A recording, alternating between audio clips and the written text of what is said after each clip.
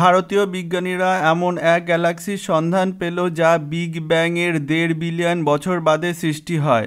এর নাম রাখা হয় অলকনন্দা, যা হিমালয়ের একটি নদীর নাম। এই গ্যালাক্সি বা ছায়াপথের সঙ্গে আমাদের আকাশগঙ্গা ছায়াপথের বহু সদৃশ্য লক্ষ্য করা যায়। এই গবেষণার সাথে যুক্ত ছিল রাশি জৈন এবং যোগেশ ওয়াদাদিকার নামে দুই ভারতীয় বিজ্ঞানী। জেমস ওয়েব স্পেস টেলিস্কোপ ব্যবহার করে মহাবিশ্বের প্রায় ৭০,০০০ অবজেক্ট পর্যবেক্ষণ করে কেবলমাত্র একটি গ্র্যান্ড ডিজাইন স্পাইরাল গ্যালাক্সির সন্ধান পায় তারা।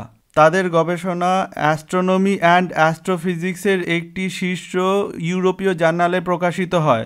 এই গ্যালাক্সি সৃষ্টি পর্যবেক্ষণ করে বিজ্ঞানীরা জানার চেষ্টা করছে কিভাবে বিভিন্ন গ্যালাক্সির সৃষ্টি হয়, বিশেষ করে আমাদের গ্যালাক্সি আকাশগঙ্গা ছায়াপথের সৃষ্টির রহস্য।